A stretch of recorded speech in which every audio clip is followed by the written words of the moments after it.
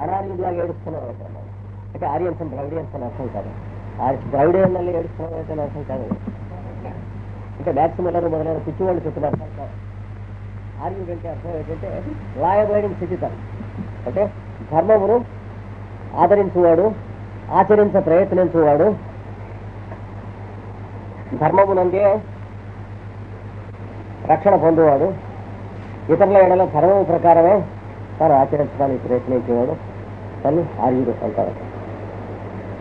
అంటే ఇది ఎదటివాడు సొత్తు అయినప్పుడు ఒకవేళ ఆలభ్యంగా మనకు దొరికినా అపహరించేటువంటి బుద్ధి లేనటువంటి వాడిని ఆర్యుడు ఉన్నారా అని మనం అడగచ్చు. మన దేశంలో చెప్పలేము, కానీ ఇతర దేశాల్లో ఎక్కడ పెట్టినా ఉన్నారు. ఫ్రాన్స్ కానీ స్విట్జర్లాండ్ కానీ వెళ్ళి చూస్తే న్యూస్ పేపర్లు ఇట్లాంటి బల్ల పెట్టి ప్రతి రోడ్డు మీద బల్ల వేస్తుంటాయి, పక్కన ఒక డబ్బా పెట్టి ఉంటుంది.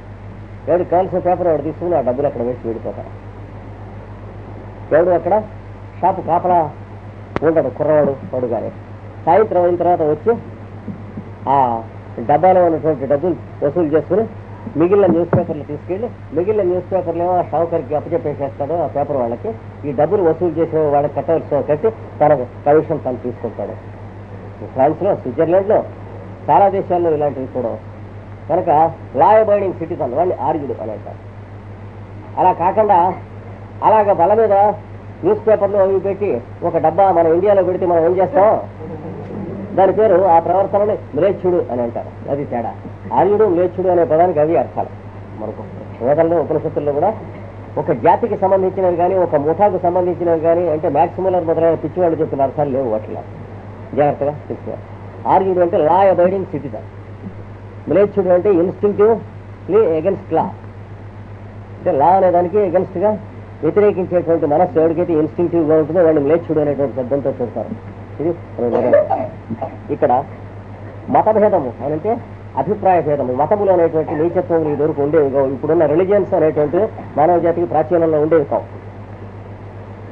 సనాతన ధర్మం ఉండేది, దాంట్లో మతములు ఉండేవి. అంటే అభిప్రాయం, మతం అంటే నా ఉద్దేశం ఇది, నా అభిప్రాయం ఇది. మనకి తైత్రీయ మొదలైన చదివిన చోట కూడా డిస్కషన్లో ఎవరి అభిప్రాయాలు ఎవరు చెప్పినా ఉన్నాయి. మోక్షం ఎలా పొందాలి, పరబ్రహ్మాన్ని ఎలా పొందాలి అని అడిగిన చోట జీవిత సాధన ఎలా చేయాలి, యోగ సాధన అని అనుష్ఠానము ఆచరణ సాధన అడిగిన చోట సత్యం ఇది సత్యవచారాధీతర, సత్యవాక్కు సత్య ప్రవర్తనము దీన్ని సాధన చేయండి అని చెప్పి రథీతరుని కుమారుడు అయిన ఋషి చెప్పాడు అని ఒక మతం. అంటే మీరు ఎదుగున్నంత వరకు ఉన్నది ఉన్నట్టుగా ఉచ్చరించడానికి భయపడకండి, మీకు చేతనైనంత వరకు ఉండవలసిన ప్రవర్తనలో ప్రవర్తించండి, భయపడకండి. భయపడి లోపల ఒకటి పైన ఒకటి ప్రవర్తించకండి. అంటే ఇంటి దగ్గర బొట్టు పెట్టుకుని ఆఫీస్కి వెళ్తూ చెరుకు వెళ్తాం, ఇట్లాంటివి చేయకండి అన్నాడు. అది ఇది సత్యవత్య రాధీతర. బొట్టు అక్కర్లైతే చెరిపేస్తాం, కావాలంటే పెట్టుకుని కూడా ఆఫీస్కి వెళ్ళండి. ఇది అంటే సత్య ప్రవర్తన అనే మాటకు అర్థం అంటే be true to yourself అనేది. అలాగే ఇది తపోనిత్య పౌరు సృష్టి. ఇంకోడేమన్నాడు, తపస్సు చేసి జీవితాన్ని సాధన చేయండి అని పురు సృష్టి అనేవారి కుమారుడు పౌరు సృష్టి అనే ఋషి వాడు చెప్పాడు. తపస్సు అంటే వాక్కుతో ఉచ్చరించేటువంటిది, దేహంతో అనుష్ఠించి ఆచరించేటువంటిది, మనస్సుతో ఊహించేటువంటిది. ఈ మూడిటి యందు క్రమశిక్షణను తపస్సు అని చెప్పి నిర్వచనం చేశారు. వాంగ్మయము తపస్సు, మానసికము తపస్సు, కాయికమైన తపస్సు అని. అది సాధన చేసినందువల్ల మానవుడు సత్యస్థితిని పొందుతున్నాడు, ధర్మస్థితిని పొందుతున్నాడు, ఆనంద స్థితిని, మోక్ష స్థితిని, అన్కండిషనల్ ఎగ్జిస్టెన్స్ పొందుతున్నాడు, అన్కండిషన్డ్ ఎక్స్పీరియన్స్ పొందుతున్నాడు అని చెప్పారు. కనుక సత్యమితి సత్యవచారాధీతర ఇది తపోనిత్య పౌరు సృష్టి స్వాధ్యాయ ప్రవచనే ఏవేతి నాకోద్గల్య. పెద్దల దగ్గర నుంచి పెద్ద గ్రంథాలు సూచన సరదా మీకు ఉంటే ఇవ్వండి, లేకపోతే మీరు పుచ్చుకోండి అన్నాడు. కనుక శుభ్రం లోపలికి వెళ్ళి పుచ్చేసుకుని ఇతలు రండి అన్నాడు. ఎవడడిగాడు, అడిగాడా? మమ్మీ పండిస్తే పిల్లలు పుడతారట అంటే ఏడుస్తూ ఇస్తే ఎలా పోవాలి, ఏడుస్తూ పుడతారు, ఏడుస్తూ పోతారు. పిల్లలు వాడు పుట్ట పిల్లలు పుట్టడం కోసం కాకుండా పండు ఇద్దామని సరదా ఉంటే ఇవ్వండి, లేకపోతే పండు పుచ్చుకోండి అని పుచ్చేసుకోండి అన్నాడు శుభ్రంగా. మీ దుడ్లో కాసిన పండు మీరే తెలిసేది, ఇంకోటి ఎందుకు అవసరం ఇవ్వటం అన్నాడు. ఆయన బొప్పాయి పండు వండింది మొత్తం తానే తినేస్తాడు. అంతేకాదు ఇంకా చేయకూడని పనికి కూడా సిద్ధపడ్డారు హాస్పిటల్లో. ఇక్కడ మెంటల్గా పెద్దవాడై మహాపండితుడు, మహాకవి, చాలా పెద్దవాడు అట్లాంటి వాడు ఒక వయస్సుకు వచ్చి చాలా అందంగా ఉన్నటువంటి తన కూతురు వెంటపడ్డాడు. అందరూ మొదట పిచ్చెక్కిందని తెలియదుగా పాండిత్యం మీద పిచ్చెక్కితే వాడిని పాత పెట్టినా పోదు. అయోమయంగా ఉన్నాడు పిచ్చెక్కితే చేయకపోతుంది, కానీ అన్ని తెలిసిన వాడు పిచ్చెక్కితే చాలా డేంజర్. అప్పుడు వాడు దానికి ఆర్గ్యుమెంట్ చెప్పాడు, నా దొడ్లో పడినటువంటి చెట్టు పండు నేను తింటాను, నేను అనుభవించడం లేదా, మీరెవరు అడగటానికి అన్నాడు. అప్పుడు తెలిసింది బుర్రకి తిరిగిపోయింది పాండిత్యం మీద అని చెప్పి తీసుకెళ్ళి మెడ్రాస్లో కొట్లో పడేశారు. మా గుంటూరు జిల్లాగానే జరిగినటువంటి ఒక ఘట్టం అది. ఎంత చదువుకున్నాడు, ఎంత కవి, ఆయన చాలా మహానుభావుడుగా ఉండేవాడు. ఎట్లా బుర్ర తిరిగిపోయిందో తెలియదు. కనుక యుద్ధం అనే సరదా లేనటువంటి వాళ్ళకి బుర్ర ఎటో లాగేస్తుంది. యుద్ధం అనే సరదా కనుక ఉన్నట్లయితే శ్రద్ధయా దేయం, శ్రద్ధతో ఇవ్వండి. అశ్రద్ధగా అదే వేయమన్నాడు. అది నెగిటివ్ కూడా చెప్పాడు. అశ్రద్ధగా అంటే బలవంతాలు మాత్రం ఎవరికి ఇవ్వకండి అన్నాడు. ఎందుకు వచ్చింది అన్నాడు, వాడిని తిట్టుకుంటా, ఎవరికి ఇచ్చారో వాడిని తిట్టుకున్నా, అనవసరం అన్నాడు. ఇక్కడ కూడా ఆయన చెప్పే ఈ పూజాభిషేకం అనే మాటకు అర్థం అది. మీరు ఎవరైనా అర్చించడం కానీ, పెద్దలు వస్తే వాళ్ళని పాదాభిషేకం చేయటం కానీ, కూర్చున్న అతిథులను పూజించడం కానీ, కుశలం అడగటం కానీ, వారికి ఏం కావాలి, ఏం పనులు కావాలి అని అడగటం కానీ, భోజనాధికములు ఇవ్వటం కానీ, స్నానాధికములు అమర్చడం కానీ, ఇవన్నీ కూడాను మీరు పూజాదిషు ఇది పూజగా పెట్టుకున్నట్లయితే దాంతో వస్తుంది అని వ్యాసుడు చెప్పిన అసలు అర్థం. ఇది వ్యాసుడు చెప్పినటువంటి అర్థం. తర్వాత కథ స్వీటి గర్గ, గర్గుడు కథలు మొదలైనటువంటి వాటి వల్ల ఎక్కువ వస్తుందండి. మీరు మనస్సులో భక్తి అనేటువంటి తాదాత్మ్యంలోకి వెళతారు. అంటే మత్తో భవతి స్తబ్ధో భవతి అన్నాడు కదా, ఆ స్థితి వస్తుంది అని చెబుతున్నాడు. ఏం చేస్తే వస్తుంది అంటే భక్తి అనగా ఏమిటి అనేటువంటి విమర్శించినటువంటి వాడికి ఏమీ రాదన్నాడు. ఇది ఎనాటమీ ఆఫ్ భక్తి, ఇది సైన్స్ ఆఫ్ భక్తి, భక్తాలజీ, దీనివల్ల ఏం రాదన్నాడు. ఎనాలిసిస్ వల్ల వచ్చేది ఏమీ లేదు. భక్తి మీద ఇంత గ్రంథం రాయొచ్చు, అది మోయటానికి కూడా మనకి చేత కాకుండా అక్కడెక్కడ పెట్టేస్తాం. దానికి అగరత్తులు గుచ్చి పూజ చేస్తూ ఉంటారు, ఎప్పుడో వెళ్ళిపోతుంది. సరస్వతి పూజని వేదం భారతం పుస్తకాలు చేస్తూ ఉంటారు. భాగవతం సంస్కృతం రాయగారం అని చేత ఏం చేస్తారు, దానికి ఆ పుస్తకానికి అగరత్తు గుర్తు చేసేస్తూ ఉంటారు. అది ఎప్పుడప్పుడు అంటుకుంటుంది.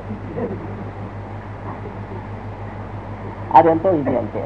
కనుక భక్తి నిజమైనటువంటి భక్తి కథాసు ఇది, అంటే కథల యందు, కథల వలన ఈ స్థితి వస్తుంది.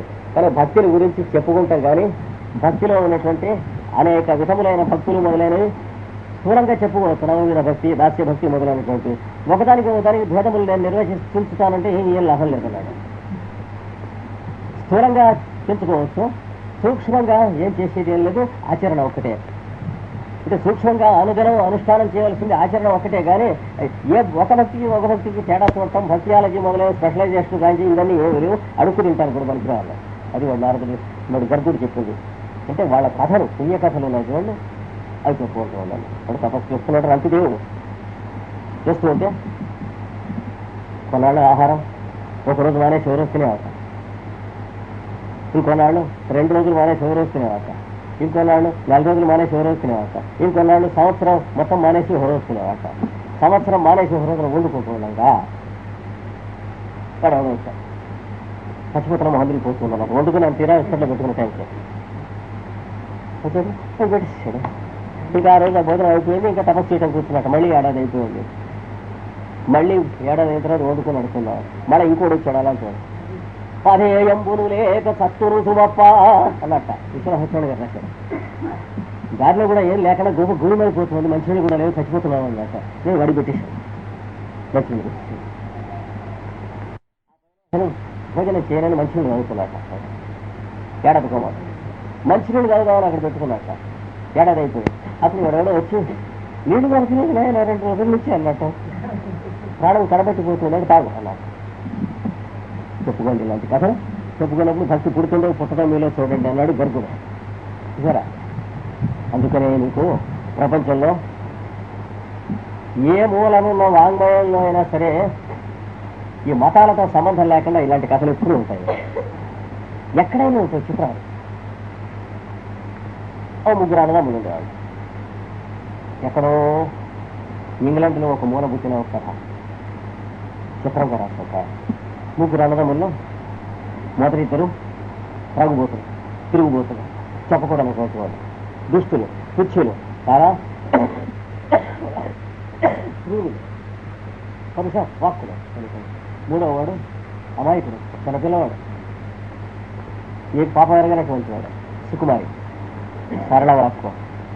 వాడి మీద ఇంట్లో ఉన్న పని అంతా తోసేసి వంట కూడా వాడికి చేయమని వీళ్ళు రోడ్డులో తిరిగి వచ్చి చివరికి భోజనం చేసేందుకు వెళ్ళి చాలా అదుపు పెడుతూ ఉండేవంట. అది చేయలేదే ఇది చేయలేదని తంతు ఉండేవంట. పడుతూ ఉండేవాడు. అన్నవాళ్ళు పెద్దవాళ్ళు కదా, వాళ్ళు కొడితే మనకి తప్పేవాటి మంచిది అనుకుంటూ ఉండేవాడు.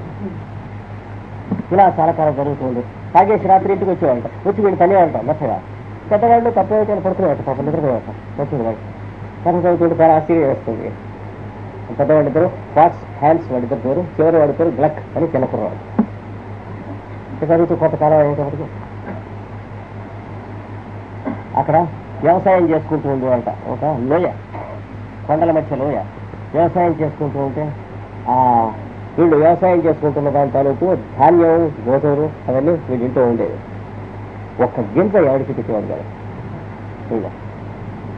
అలాగే జంతువులు దేనిలోనే వేటాడితే దాన్ని అట్టెపెట్టి మురగబెట్టుకుని వీళ్ళే తినేవాళ్ళు. కానీ ఆ కుర్రాడికి కూడా కొంచెం ముక్క పెట్టేవాళ్ళు అంతే వంట చేశాక. ఇలా ఉండేవాళ్ళు. ఇలా జరుగుతూ ఉండగా పొరుగున పెద్ద గాలివాన వస్తుంటే వాళ్ళు పొరుగు ఇడితే అన్నలు ఇద్దరు పొరుగు ఇడితే వీడు ఎక్కడ ఉన్నాడో చంపినటువంటి అడవి పందిరేమో వీళ్ళు వండమని చెప్పి పెట్టారు. వీడు మొయ్యలేక ఎత్తి ఆ పైన వేళ్లాడగట్టి కింద మంట పెట్టి వండుతున్నాడు ఈ కుర్రవాడు. అది మంచి పాకానికి గుడికే టైంకి తలుపు కొట్టారు ఎవరు. సరే వీళ్ళు తలుపు తీస్తే పుట్టిగా ఉన్నాడు, ఇంత మరుగుద్దువాడు. ఇక్కడి నుంచి గౌన్ వేసుకుని ఉన్నాడు, ఒక పెద్ద టోపీ పెట్టుకుని ఉన్నాడు. వాన చచ్చిపోతున్నాడు, లోపలికి రావా అన్నట్ట. ఎవరినైనా రానిస్తున్నట్టు తెలిస్తే అన్న తోరు వచ్చేస్తారు. అయినప్పటికీ ఆ చూశాడు ఘోర వర్షం అవన్నీ చూసి రా అన్నట్టు. పాపం వాడు లోపలికి వచ్చేసి ఆ తలుపులు వేసేసి అక్కడ వచ్చి కూర్చున్నాడు. వంటింటో కూర్చుని ఆ టోపీ తీసి ఇలా తిండాట. ఇల్లంతా నీళ్ళు అయింది సరిగా ఉంది కదా. ఇంకా అన్నలు చంపేస్తారు. పోనీ చంపితే చంపేవాడు, వీడు బతికాడు కదా అనుకున్నట్టు వాడు అక్కురాడు. అనుకు చాలా ఆకలిగా ఉంది, కాస్త పెడతావా అని అడిగాట. అది ఉడికింది, అడుగుతుంది. అప్పటికే అడిగితే పెట్టినట్టు తెలిస్తే వీళ్ళు మెడకాయ తీసేస్తారు. అయినా నాకు వాళ్ళు పెట్టబోయే ముక్క ఉన్నది కదా, ఆ ముక్క ఇవాళ వీడికి పెట్టేస్తే మనకేమని ఆ పక్క నుంచి వాళ్ళు చూడకుండా గన పక్క ముక్క తీసి వాడికి ఇచ్చారు. వాడు తింటూ ఉండగా వాళ్ళకి ఇచ్చారు.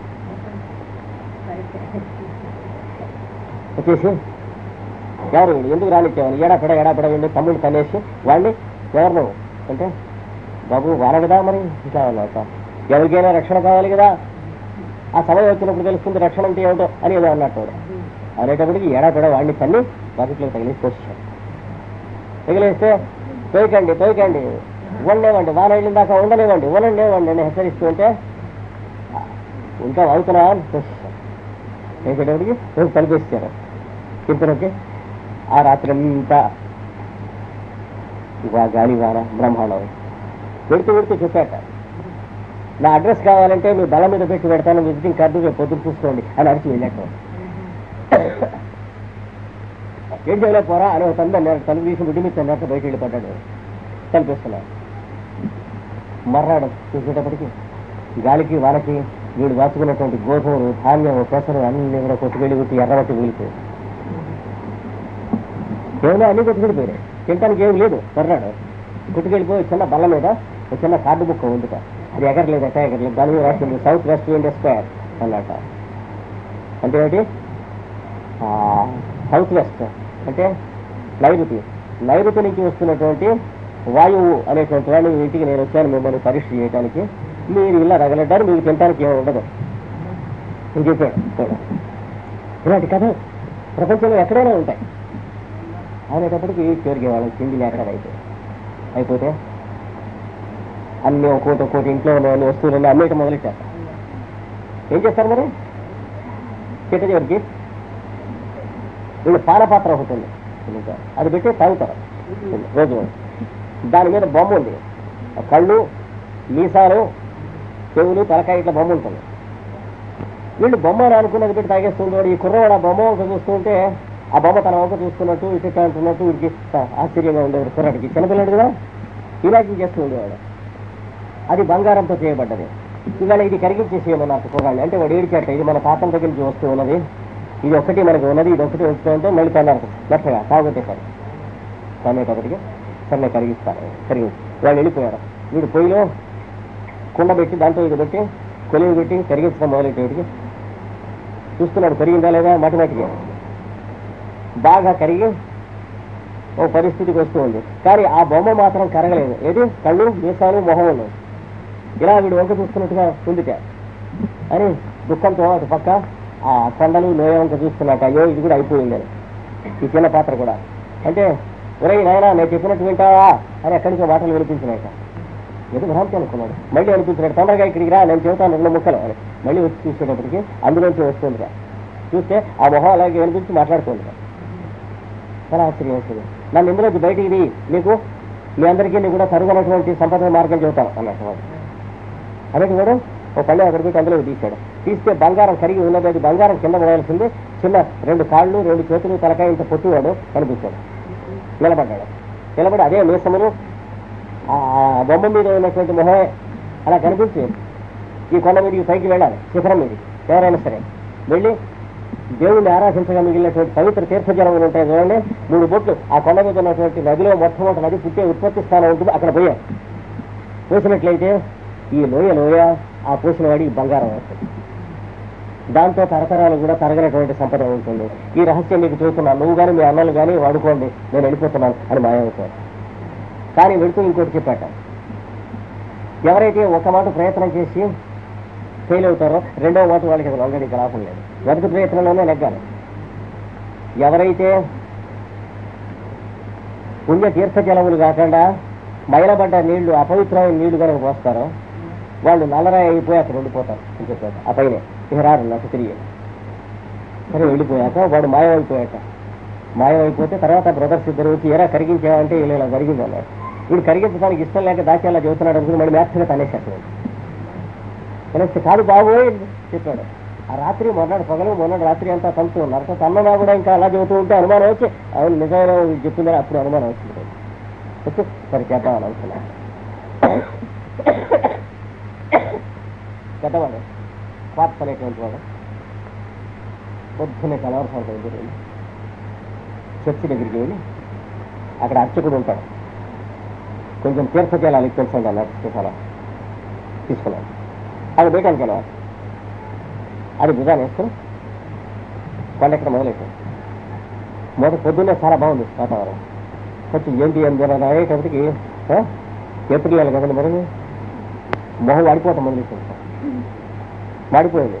అయ్యేటప్పటికి అరే నేను పొరపాటు పడ్డావు, ఈ తీర్థం చేసుకొచ్చాను కానీ వేరే మరచెంపుతో మనం మంచినీళ్ళు తెచ్చుకోలేదు. అప్పుడు గుర్తొచ్చేవాడు. ఇప్పుడు నేరెండిపోతాం తాగటం మానేటం. సరే అక్కడ 3 బొట్లే కదా కావాలన్నది అని చేత కొంచెం తాగి మిగిలిన బయటికి వెళ్దామని అనుకుని తీసేటికి ఇంత పిల్ల 6 ఏళ్ల పిల్ల పైనుంచి పరిగెత్తుకొస్తూ దాహంగా ఉండి మనిషిని పోస్తా ఉంది కాదు నీకోసం ఇంత దూరం పరిగెత్తి తీసేస్తూ ఉండిపో అని చెప్పి దెబ్బ కొట్టేట వాళ్ళు ఏదో పడిపోయింది. తీసుకు నీళ్ళు సహం తాగేసి పైకి కొండలు ఎక్కడం మొదలెట్టేట. ఎక్కుతుంటే కొండరాళ్ళు ఆ వేడిమికి పెటీలను బద్దలై అందులోంచి కొండల ద్రవం రాళ్ల ద్రవం గారినంత ఎండలు రావటం మొదలెట్టాడు. విపరీతమైనటువంటి గాడుపులు పోవటం మొదలెట్టాడు. అతి భీకరంగా ఈ చెవి గాడుపగడు మొహం సమస్యలిపోయాడు. నోరు ఎండిపోయింది. ఆపుకోలేదు వాడు. ఇంకొంచెం దూరం వెళ్ళేటువంటి మళ్ళీ ఇంకాస్త రాగాలకు ఇలా చచ్చిపోతాడు అక్కడ పడి. అది తీసాడుకి ఒక ముసలిది ఒక ఆవిడ ముసలమ్మ తెలియక కొండ మీదకి వెళ్ళాను నాయన నోరు ఎండిపోతుంది కాస్త నీళ్లు పోస్తా అని అడిగిందా. నీకోసం తెచ్చాను అనుకున్నావుంటే ఈ నీళ్లు బోడి అని చెప్పి పోతుంది అన్నట్ట. ఆవిడ వెళ్ళి పడిపోయినాయి పక్కకి తాగేసి నీళ్లు మళ్ళీ పైకి వెళ్తూ ఉంటాయి. పెడితే ఏమిటో విపరీతమైన శబ్దాలు భీకరమైనటువంటి ఏమిటో హోరాహోరీగా దెబ్బలాడుకుంటున్నట్టు ఏదో వినిపించినాయి. సుడిగాళ్ళ శబ్దాలు ఇట్లాంటివన్నీ కూడా భరించలేకపోయినట్టు భయంగా. సరే పైకి వెళ్ళాడు. సాయంత్రం సూర్యాస్తమయం లోపల వేయాలని చెప్పాడు వాడు. సరిగ్గా సూర్యాస్తమయం కాబోయే ముందు వెళ్ళాడు అక్కడికి. వెళ్ళేటప్పటికి అక్కడ సీసాలో కొద్దిగానే నీళ్లు ఉన్నాయి. 3 చుక్కలు. ఆ 3 అక్కడ పడాలి. ఈ దారిలో వెడుతుంటే ఒక కుక్క దాహంతో నోరు తెరిచి అక్కడ పడిపోయి నాలిక బయటికి పెట్టేసి దాన్ని ఒప్పుతూ చచ్చిపోతుంది. తాగుపోతుంది క్షణాల్లో. నీళ్లు వస్తే ఆగుతుంది. దాన్ని చూస్తూ వెళ్ళిపోయాడు పైకి. వెళ్ళిపోయి ఆ పైన ఆ నది పుట్టే చోటు దగ్గరికి వెళ్ళాడు. అక్కడ 3 చుక్కలు వేసి నల్లరాయి అయిపోయి పడిపోయాడు. 2వ వాడు కొన్నాళ్ళు చూసి వీడు రాక అదే పని చేశాడు. నల్లరాయి అయిపోయి పడిపోయాడు. 3వ వాడు వీడెవరు రాలేదు, బయలుదేరాడు. ఓడిపోతే మనం కూడా వెళ్ళిపోదాం, మన ఒక్కడం బతికి 1 గంట రావాలి ఏం లాభం అన్నలు పోయిన తర్వాత అది దుఃఖపడి బయలుదేరాట. పెడితే వీడు కూడా నీళ్ళు తీసుకెళ్తే వీడికి కూడా అలాగే ఆ పిల్ల ముందు కనిపిస్తుంది. దాహం దాన్ని తాగబోతున్నటువంటి నీళ్ళు దానికి పట్టించాడు. కొద్దిగా తాగాలన్నట్టు అంటే సహా లాగేసి ఉంటుంది. తర్వాత అక్కడి నుంచి బయలుదేరి పెడుతూ ఉంటే ఎండ కొంచెం తగ్గింది సార్ పడికి. చల్లని మద్ద మారుతున్న వాడి మీద ప్రసరించి ఇచ్చి పూల మొక్కలు కనిపించినాక కాస్త మద్దతు పైన హాయిగా నడిచి పైకి వెళ్ళాను. ఇంకా కొంత రోజులుగా ముసలిది కనిపించింది. మళ్ళీ వెళ్దాం అనుకున్నట్టు కష్టం ముసలిది కనిపించింది. పచ్చిపోతున్నాడు ఆయన. తాగమని తాగండి కొద్దిగా మిగిలిన కాసి అది కూడా వీలైనంత వరకు లాగేస్తుంది. సరే అక్కడి నుంచి ఏమో మొదలు సంగీతాలు మొదలైన వినిపించినాయి. చాలా ఆహ్లాదకరంగా ఉన్నది దృశ్యం. తను చక్కగా పైకి వెళ్ళాడు. మేఘాలు గర్జనలు వినిపిస్తున్నాయి. గురువులు